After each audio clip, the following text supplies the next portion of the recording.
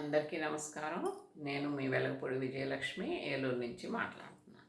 మనం అయ్యప్ప స్వామి జీవిత చరిత్ర చెప్పుకుంటున్నాం కదా, ఇది 7వ భాగం. ఈ భాగంలో ఏంటంటే మణికంఠుల వారు బయలుదేరి వచ్చారు.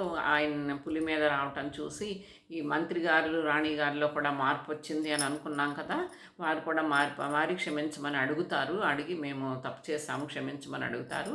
అలాగే తండ్రి కూడా అప్పుడు చెప్తారు, నేను వచ్చిన పని అయిపోయింది అంటే 12 సంవత్సరాలు సేవ చేయాలి, మన మనిషిని చంపడం కోసమే కదా ఈయన అవతారం ఎత్తింది, ఇంకా నేను తపస్సుకు వెళ్ళిపోవాలి అని అడుగుతారు.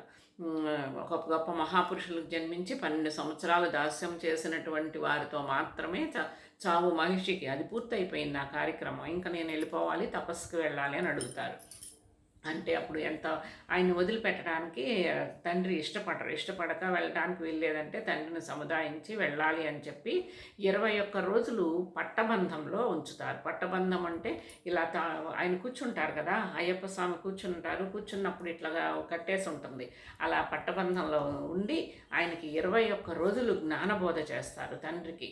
అంటే అసలు మనం ఎవరము, ఎక్కడి నుంచి వచ్చాము, ఏంటి, ఇదంతా శాశ్వతం కాదు, అలా ప్రతి విషయం మనకు అన్ని జ్ఞానబోధ చేసి 21 రోజులు తర్వాత నేను పరశురామ నిర్మితమైనటువంటి ఆ మిట్ట మీద నేను ఉంటాను, మీరు అక్కడ గుడి కట్టించండి, గుడి కట్టించి ప్రతి మకర సంక్రాంతికి జ్యోతి రూపంలో నేను కనిపిస్తాను అని చెప్తారు.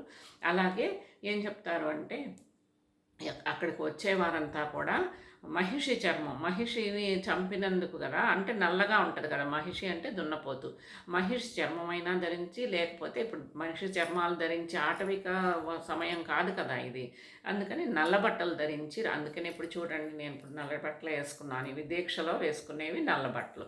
చాలామంది రంగులు వేస్తారు, నీలం వేసుకుంటారు, కొంతమంది కాషాయం వేసుకుంటారు, కానీ అయ్యప్ప స్వామి చెప్పింది అయితే నల్ల వస్త్రాలే ధరించమని చెప్పారు.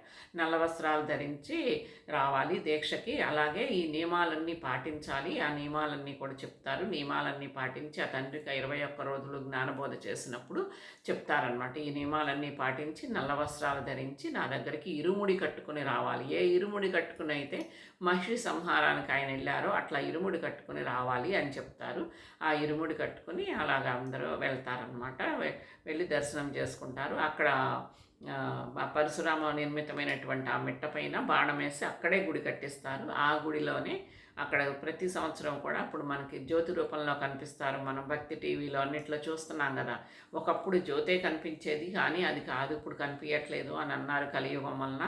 అది కాక ఇంకోటి ఏంటంటే మనకి నక్షత్రం కనిపిస్తుంది, జ్యోతి వీరు వెలిగించేది అలా మొదటి నుంచి కూడా వెలిగిస్తారు, నక్షత్రం కనిపిస్తుంది.